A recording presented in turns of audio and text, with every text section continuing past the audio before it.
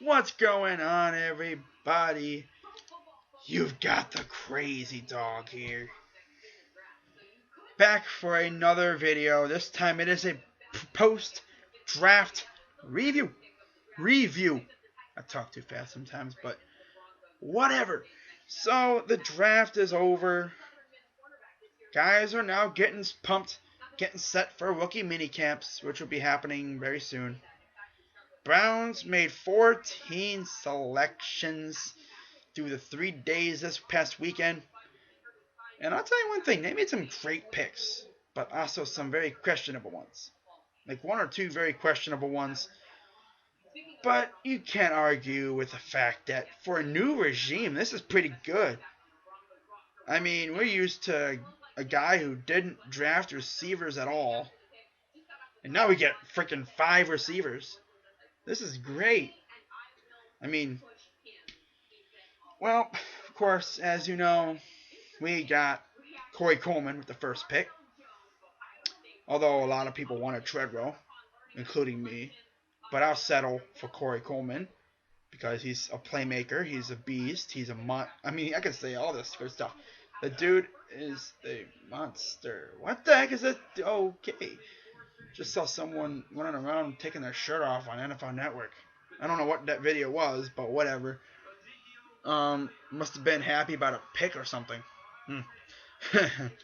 But yeah, we drafted Corey Coleman. He's probably going to be our number 1 receiver. Sorry, Brian Hartline. He could go for 1,000 yards this year.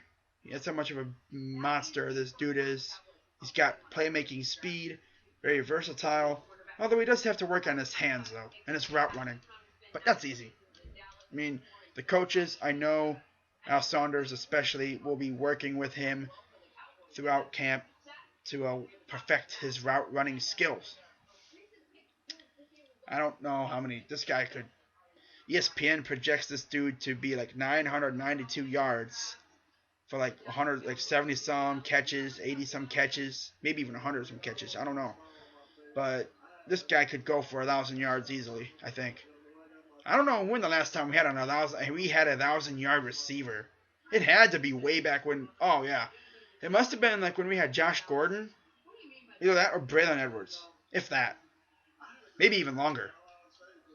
I know we had a 1,000-yard tight end last year, Gary Barnidge, but I don't know about a receiver. I have to look at that up. It's been a long time, I think.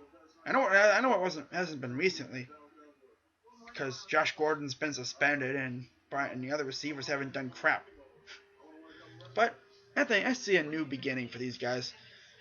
Besides Coleman, though, I think Ricardo Lewis and Rashard Higgins could be the 2 receivers to watch out of the rookie class. Because those 2 are also playmakers.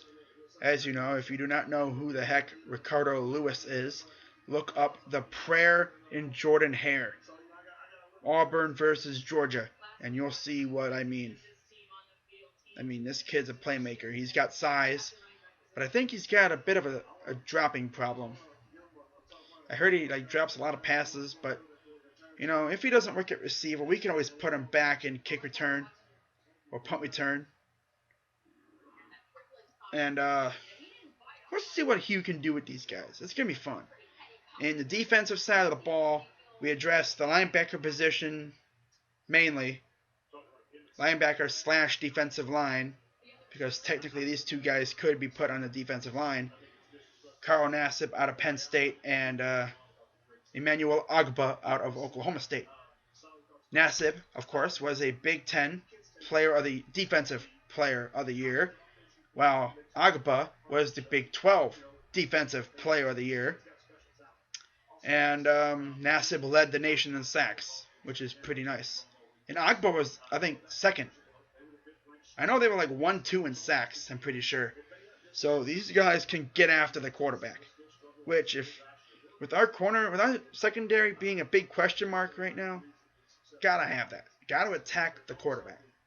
That will relieve tons of pressure from that offense, from that defense, from the secondary. Which now consists of Raheem Moore, possibly Jordan Poyer, Tramon Williams, and Joe Hayden. Although I would not be surprised if, like, some undrafted free agent may sneak in there. I mean, who knows? Look what happened. Look what Isaiah Crowell did 2 years ago. I didn't know who the heck he was until I looked him up. Found out he killed it in Georgia, but he got kicked out because he had some off the field issues, and he kicked butt.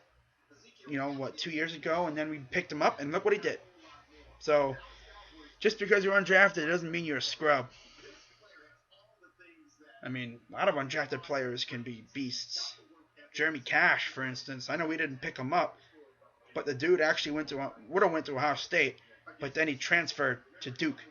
So, his loss, but whatever. He wanted to do it, he was free to do what he wanted to do. Went to Duke. Had a pretty good career, I guess. Ohio State, as you know, had 12 players selected. So, he could have had 13, but he wanted to go to Duke. So, well, we can't do nothing about it now. I think the busiest coach in camp for the Browns would definitely be Al Saunders, our receivers coach. And I know he's got his hands full with all those receivers. It's like a teacher with kids. But then again, we could have one of the most awesome young receiving corps in the NFL. Rashard Hollywood Higgins, Ricardo Lewis, Coleman, among others. This team's going to be something to watch. Then offensive line, we got Spencer Drango and Sean Coleman. Sean actually survived leukemia, which is nice. I'm very impressed with this team. I cannot wait for the season to start, because I know once the season starts, got preseason and camps and all that, I'm going to be paying close attention to camps and preseason, because who knows? We may see a playmaker come out of nowhere on this team. Not to mention, Hugh Jackson said there's going to be a quarterback competition, which means there is a chance Cody Kessler, if he comes out, balls out, beats McCown and Griffin, he could start. Jackson did not say specifically RG3 is without a doubt the starter. He said there's going to be a competition. So what if Kessler goes out there, beasts it up, takes the starting spot from RG3? That would be sad for RG3. I mean, dude, this guy comes out of nowhere, comes out of USC and kicks you out of the starting job. Wow, that would be something. But again, USC quarterbacks, besides Carson Palmer, have not fared very well in the NFL. Matt Leinart, for instance, where's he been?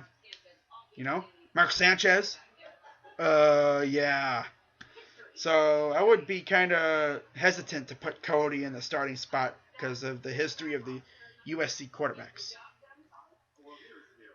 Whatever happened to John David Booty? Wasn't that like a quarterback from USC named that? John David Booty or something like that? I don't know. Whatever happened to him? I remember he used to be a highly touted quarterback. Like, where do half of these guys even... Like, I've never even... The only one I think that is still, like, relevant is Carson Palmer. That's it. Mark Sanchez, he's down in freaking, Denver now? He's been on like 4 teams. That's something you don't want to see from Kessler. But Kessler has a beast of a coach in Hugh Jackson. So we'll see what Hugh can do with these guys. But I am very confident about this team. I am not confident very often about a Browns draft. Usually I do not want to talk about a Browns draft because usually we blow it severely. But this year we actually did pretty good. Got a lot of receivers, but we'll see who can come out of this core as the leader, which we all know will probably be Coleman. But besides him, I wonder who will come out from the pack. Jordan Payton, maybe? From UCLA? Interesting. Or will it be Ricardo Lewis or Rashard Higgins? I mean, we got like 4 or 5 receivers that can actually do something. And then we got a tight end from Princeton, Seth DeValve. I don't know if he'll do anything. He's actually some part receiver too. He could be like a hybrid receiver tight end, so we'll see what we do there. But I am going to get going now. Just wanted to put that out there.